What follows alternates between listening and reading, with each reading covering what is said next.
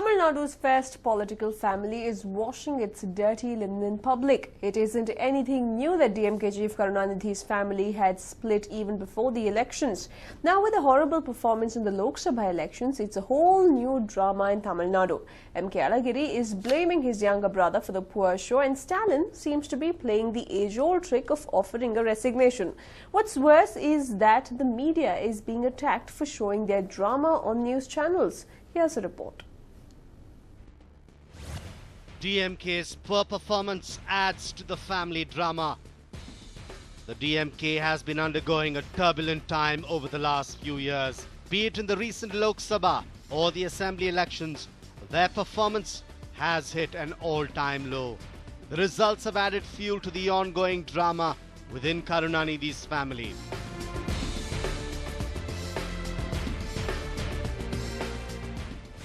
Stalin resorts to resignation drama. Yes, just 2 days after the Lok Sabha election results were announced, Karunanidhi's second son, MK Stalin, offered to relinquish party posts. Stalin, who was heading the election campaign this season, has led the DMK to a humiliating defeat. The DMK has scored a blank in this election, in which arch-rival AIADMK won 37 out of the 39 seats in Tamil Nadu.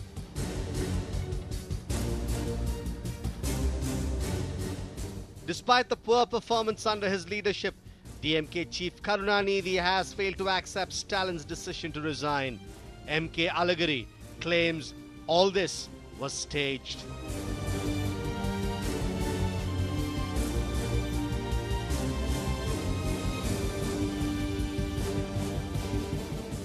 MK Alagiri spoke to the media in Madurai and predicted the so-called drama, and had said that his brother would backtrack with an alibi that his father ordered it. This is not the first time that Alagiri wants his brother's resignation. Alagiri had earlier demanded Stalin's resignation when he took charge of the party's poll battle, including selection of candidates and the campaign.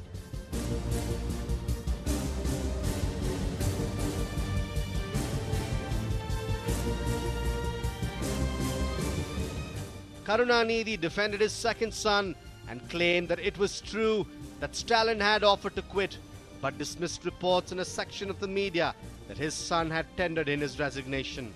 Despite the humiliating defeat in all constituencies in Tamil Nadu, Karunanidhi doesn't seem to be in a forgiving mood towards his elder son. This is what he had to say.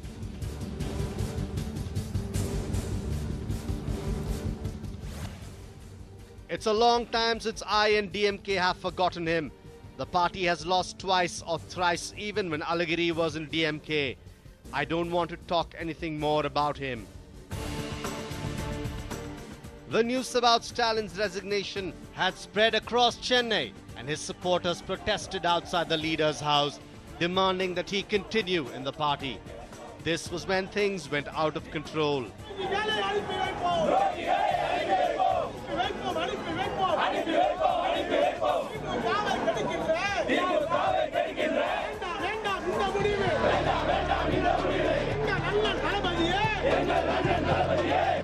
Media channels reporting from the spot were attacked and their equipment broke into pieces.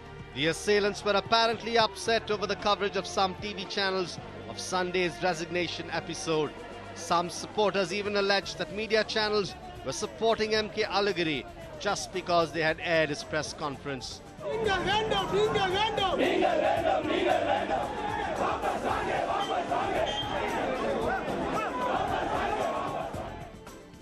The police arrested 11 DMK workers in connection with the attacks, but the party claims that it was anti-social elements who were responsible for injuring media persons.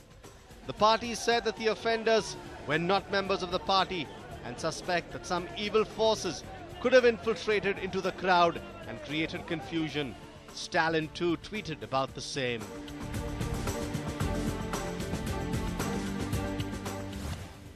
My sympathy for press reporters facing unpleasant events from external elements who were present along with party workers. The fight between the two brothers in the DMK family isn't anything new. It's the greed for power that has split the party into two factions.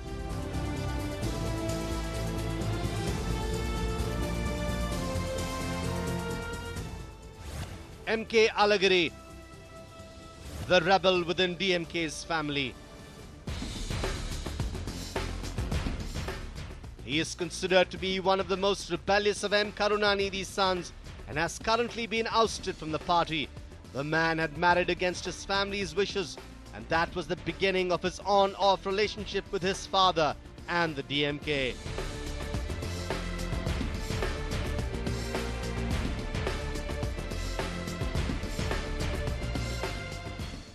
Though Alagiri was the apparent heir to his father, Karunanidhi always preferred MK Stalin, his younger son, to take charge.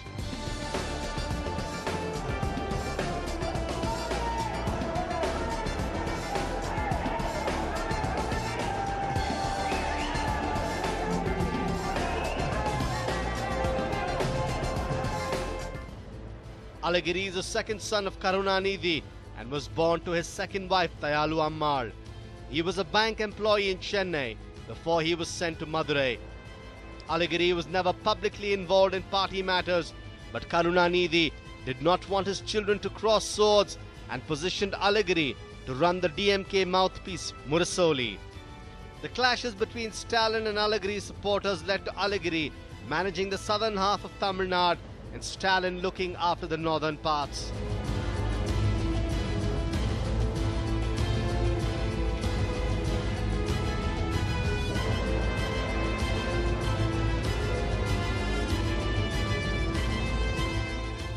Soon, Alagiri became the bastion of the southern region and started to throw his weight around. In 2001, when Alagiri was fast becoming a problem child, DMK used its time-tested approach of ejecting him from the party.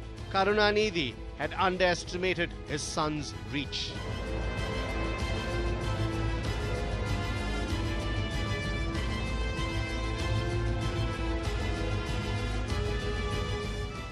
In 2008, Alagiri was active in winning the Thirumangalam by-elections and was reluctantly embraced by the DMK, which appointed him as the organizing secretary of southern districts.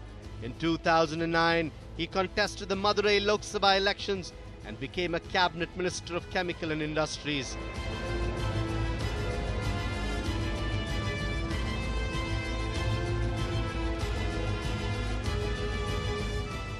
When DMK pulled out of the UPA alliance in 2013, Alagiri was left like a deer surrounded by lions. He was stripped of his power and had become vulnerable. Kalaignar threw him out of the house and the party, but Alagiri was not the one to walk away meekly.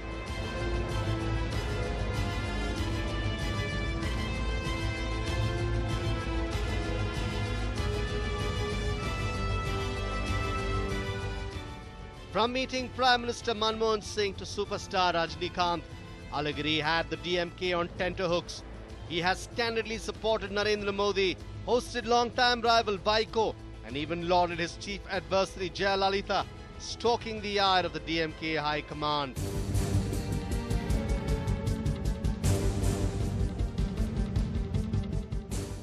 After working himself into a corner, Alagiri's expulsion challenged his own fate in the hands of Stalin's leadership. Many feel that there is another reason for Karunanidhi to let down one son for another. Alagiri's influence in the southern districts of Tamil Nadu has seen a drastic fall ever since the 2011 assembly elections.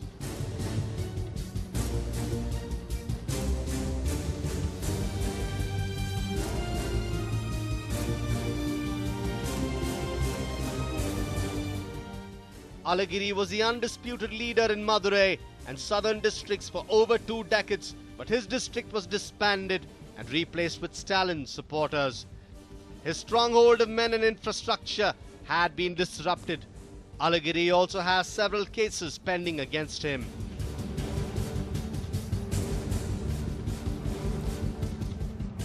The undisputed leader was embarrassed when DMK lost all the 10 assembly seats in his stronghold during the last elections. Ever since then, Alagiri has lost his power within the DMK and his younger brother seems to be taking the lead.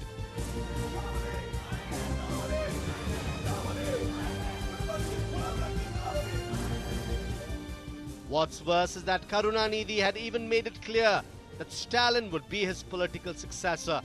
But Alagiri was in no mood to accept his younger brother as his leader. Alagiri had said that he would only consider his father as a party leader until his death, and then the party must hold elections for the top post. His mission statement had forced Karunanidhi to abandon retirement plans.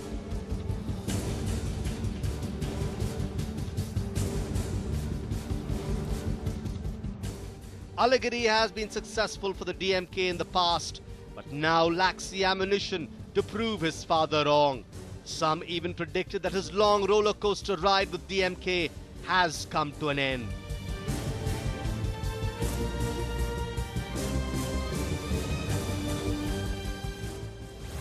Did Stalin's elevation lead to the party's disaster?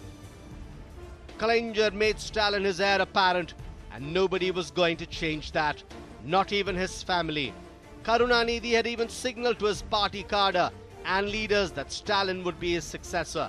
The party that once stood for democratic functioning and socialistic principles was accused of dynasty politics. However, it is apparently true that MK Stalin has been accepted as a flamboyant performer, as an administrator in his current position by various members of even opposition parties, including AIADMK.